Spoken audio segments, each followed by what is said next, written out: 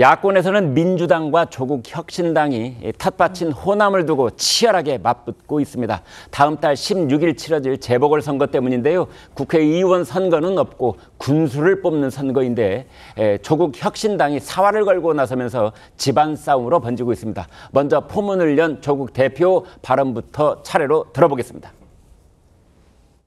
저희가 재보궐선거에 뛰어든다니까 우려하는 목소리가 나옵니다. 호남은 사실상 민주당 일당 독점 상태입니다.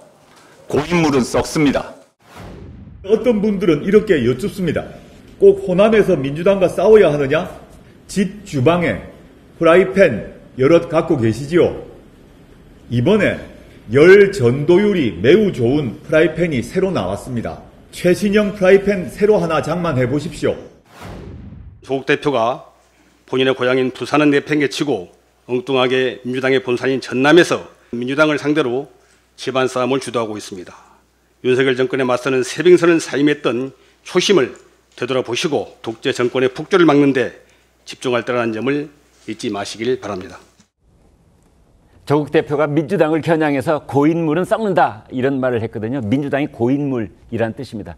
지난 총선 때 조국 혁신당에서는 민주당은 큰 집이고 조국 혁신당은 작은 집이고 뭐 이렇게 아주 우애가 넘치는 발언을 한 적도 있는데 지난 주말엔 영광군에서 특정 정당이라고 무조건 찍는 일은 없어져야 합니다. 그러면서 이제 조국당에 표를 달라 이런 강조를 하는 발언을 하기도 했습니다. 그러자 김민석 민주당 최고위원이 반격에 나섰는데 조국 대표를 향해서 그쪽은 고인물을 넘어서 상하기 시작한 물이에요. 뭐 이렇게 이제 밥 붙은 겁니다.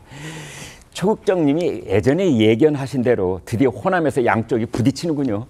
그렇죠. 아니 특히 조국 혁신당의 경우에는 사실은 다 비례대표만 있잖아요. 네. 그러다 보니까 이제 지역구 뭐 비록 이게 국회의원 선거는 아니지만 지역구에서 뭐 영광군수나 곡성군수 두 군데에서 지금 이제 재보궐선거 치러지고 있는데 이제 지역의 기반을 한번 좀 뭔가 다져보자. 뿌리가 필요하다.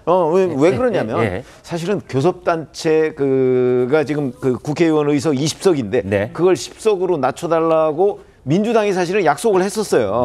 근데 그거를 그냥 모른 척 하잖아요. 총선 끝나고 나니까.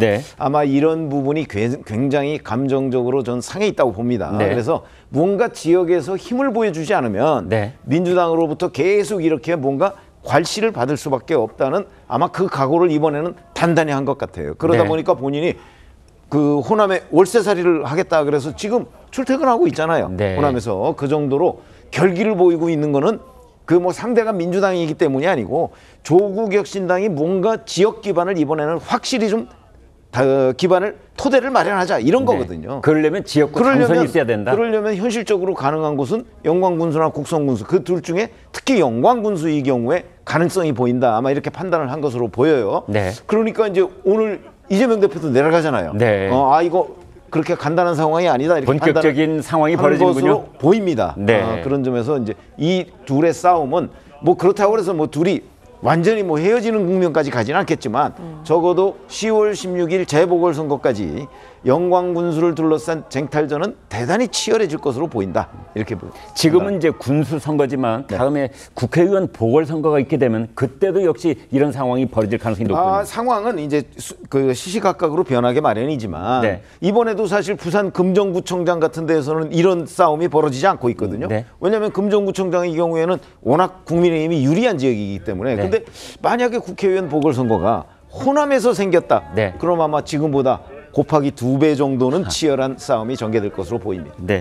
김 대변인께요. 그래서 이제 고인물이다, 상한물이다, 이제 이런 말까지 나왔는데 10월 16일이 이제 선거 날짜잖아요. 그 날짜에 가까이 갈수록 더 심한 말이 나올 가능성이 있습니까? 더 심한 말이 나올 가능성이 있죠. 왜냐하면 조국 혁신당 입장에서는요. 지난 총선에 굉장히 주목할 만한 성과를 냈죠. 그렇지만 선거 이후에 이렇다 할 역할이 없어요. 그 이유는 뭐냐? 일단은 교섭단체가 아닙니다. 그러니까 협상 과정에서 목소리를 내니까 못 내니까 결국은 결과를 가지고 목소리를 내는 이중대로 전락하게 되는 거예요. 캐스팅 보트 역할이 없잖아요. 없죠. 지금. 그러니까 사실상의 이중대 역할뿐이 못하게 되는 겁니다. 전국을 주도하거나 이슈를 주도하거나 이럴 수 있는 게 없어요.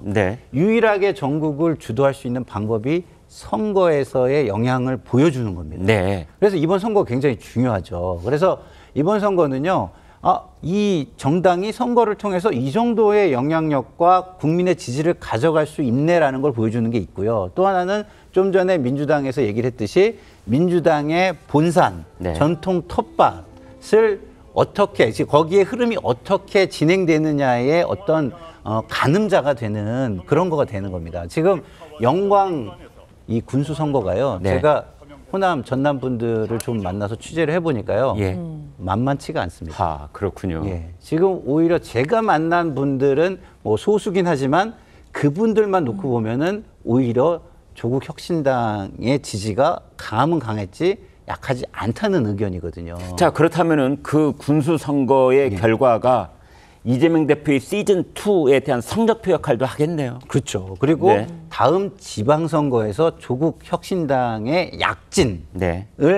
가늠할 수 있는 거이기도 합니다. 그렇기 때문에 지금 혁신당으로서는 굉장히 중요한 것이고 민주당으로서 이재명 대표로서도 이 리더십이 강화되느냐 아니면 치명적으로 호남에서까지 비토가 되느냐라는 걸 볼 수 있는 굉장히 중요한 가늠자이기 때문에 양쪽 다 굉장히 점점 더 강한 발언이 나올 가능성이 높다. 저는 이렇게 생각합니다. 최 기자, 민주당 지도부가 오늘 뭐 전남으로 내려간다면서요? 네, 오늘 영광에서 현장 최고위원회를 직접 주재합니다. 이재명 그래요? 대표와 최고위원들 전원이 지금 영광으로 내려가고 있고요. 네. 아마 9시 이제 넘었으니까 최고위 곧 진행할 걸로 보여지고 있습니다. 오늘 뭐 영광 사무소 그 장세일 후보가 영광 군수로 출마해 있는데 장세일 후보 사무소에서 최고위를 열고 이어서 영광 터미널로 이동해서 뭐 쌀값 안정화 문제 이런 문제들을 좀 거론하고요. 또 호남을 좀 정책적으로 뒷받침해줄 요소들이 어떤 것들이 있는지 이를테면 이제 이재명 대표가 대표 공약으로 밀고 있는 에너지 고속도로 같은 문제를 이제 호남으로부터 출발할 수 있게끔 하도록 하겠다. 뭐 이런 식의 유세도 같이 이루어질 걸로 보입니다. 네.